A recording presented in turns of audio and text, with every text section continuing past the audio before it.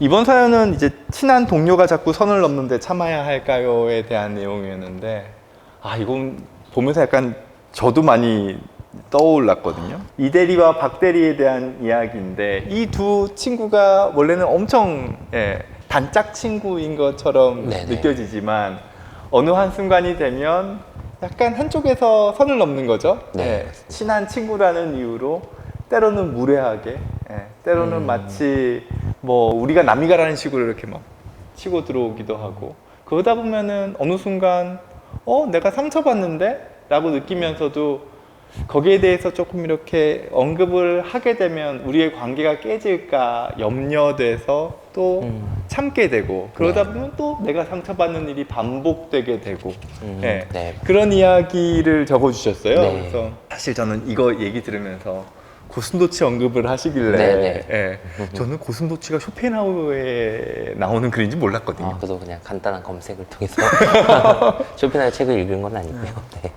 그 고슴도치 이야기에서 조금 얻을 수 있는 내용이 어떤 걸까요? 일단 약간 고슴도치 이야기가 결국에 이야기하려고 하는 게, 사람들이 이렇게 추워지면은 옷을 입으면 되는데 동물은 이제 옷이 없으니까 계속 자기들끼리 붙는다는 거잖아요. 근데 고슴도치는 이제 가시가 있어서 붙으면은 내 가시에 얘가 찔릴 수도 있고 얘 가시에 내가 찔리기도 하고, 네. 그러니까 추우니까 살려고 붙었는데 붙으면 또 아프니까 또 떨어져야 되고, 떨어지면 또 추우니까 또 붙어야 한다라는 건데, 그래서 이제 사회심리학에서는 이거를 고슴도치 딜레마로 이제 인용을 많이 해서, 사람은 누구나 이제 가시가 있는데 혼자 있으면 외로우니까 누군가 가까워지려고 하고, 가까워지려고 하면은 또 이제 가시 서로 찌르니까 또 멀어져야 하고, 계속 이렇게 또 딜레마가 반복이 된다라는 건데, 결국에 이제 고슴도치 이야기에서 얘네가 적당한 거리를 찾잖아요. 우리가 여기까지만 붙자. 더 붙으면은 내 가시 너가 찔릴 수도 있고 너 가시 내가 찔리니까 우리 이러면 공존할 수가 없어. 그러니까 공존을 위해서 우리는 여기까지만 지키자, 이렇게 선을 만든다는 건데, 그래서 이제 관계에 있어서도 이렇게 선이 필요하다는 거죠. 아무리 뭐 외롭고 힘들어서 계속 가까워지고, 왠지 좀 가까워지다 보면 마치 하나가 되는 듯한 오해를 하기도 하고, 그래서 더 가까워지다 보면 이제 서로 찌를 수가 있기 때문에 항상 사람은 누구에게나, 나를 포함해서 누구에게나 가시가 있다는 걸 이제 명심을 해서 사람 간에 적정한 거리를 지키려고 조금 노력을 하는 게 필요한 것 같습니다. 약간 그런 고슴도치 딜레마의 가장 근간은 결국 내가 가진 외로움인 것 같다는 느낌도 핵심은, 들었거든요. 저도 사실 약간 그런 편이기는 한데, 막상 내가 허전해서, 내가 막상 혼자 있는 시간을 견디지 못해서, 혹은 내가 의존하고 싶어서 다가가다 보면 어느 순간 남이 찔리는 걸 내가 인식을 못하거나, 네네. 혹은 예상치도 않게 누군가가 나한테 찔려 들어오는 거죠. 그래서 네. 요즘 뭐 사회적 거리두기라는 게 코로나 때문에 어쩔 수 네. 없이 생겨 있기는 하지만, 네네. 안 그래도 적절하게 거리두기라는 표현을 딱 명시를 해주셨더라고요. 네. 근데 이게 사실 때로는 내가 싫은 소리를 해야 될 수도 있잖아요. 근데 그런 것들을 좀 남에게 상처 주지 않으면서 할 수 있는 팁 같은 게 있을까요? 그 적절한 거리를 둘 수 있는 팁? 저는 보통 한 2가지 정도를 조금 팁으로 알려드리는데, 첫 번째로는 그 고슴도치 이야기에서도 결국에는 거리를 두는 게 공존을 위한 거잖아요. 그래서 내가 이 이야기를 하는 목적을 조금 명확하게 상대방에게 알리라고 이야기를 좀 드리거든요. 내가 이거를 뭐 거절을 하거나 혹은 너네 상처받았다고 이야기를 하는 거는 앞으로 우리 관계를 뭐 끝나겠다라는 거나, 아니면 내가 화가 난 걸 너에게 풀려고 이야기를 하는 게 아니고 앞으로 우리가 공존을 위해서 같이 조심하자는 의미로 이야기를 하는 거니까 오해를 하지 않았으면 좋겠다라고 이야기를 하는 게 첫 번째고, 두 번째로는 너의 행동에 내가 찔리긴 했지만 너의 의도는 내가 정확하게 모른다.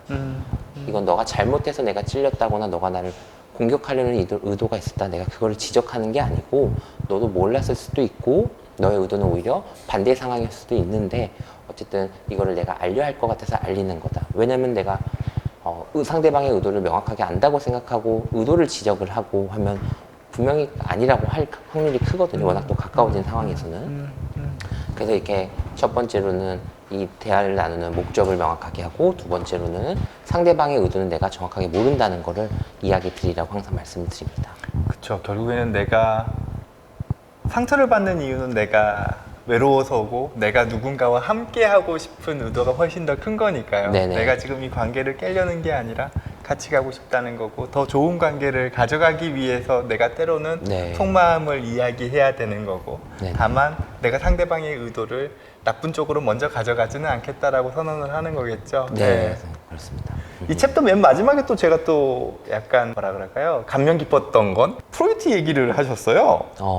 네, 집단 심리학 이야기를 하시면서 프로이트에서 유일하게 고슴도치 딜레마가 없는 건 어머니와 네. 자식 간의 관계이다. 그쵸? 그런 거 있잖아요. 우리나라 속담에도 그거 있잖아요. 뭐예요? 고슴도치 뭐지? 네. 네. 그 고슴도치는 자기 아이도 네네네. 예뻐 보인단가? 네. 약간 그런 속담 있죠, 맞나? 그쵸.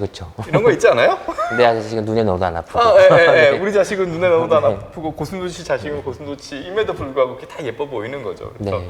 약간 뭐라 그럴까, 우리가 일반 사회에서는 남 대 남의 관계지만 부모 자식 간에는 또 조금 다른 관계가 형성되는 게 아닐까? 네네. 물론 근데 네. 물론 뭐 요새는 제가 이 책을 낸 이후에도 많이 생각을 해봤는데 물론 이제 부모 자식 관계에서도 상처가 되는 경우가 있기는 있더라고요. 맞아요. 네. 근데 이 이야기를 든 이유는 그만큼 상대방에서 내가 상처를 안 받기는 어렵고 나 역시 상대방에게 상처를 안 주기는 너무 어렵다는 거를 좀 이야기를 좀 하고 싶었습니다. 하지만 우리가 어린 아이를 다룰 때 엄마의 마음은 내가 설령 찔리더라도 그를 감수할 수 있는 관계가 아닐까? 네. 그런 생각도 들었고요.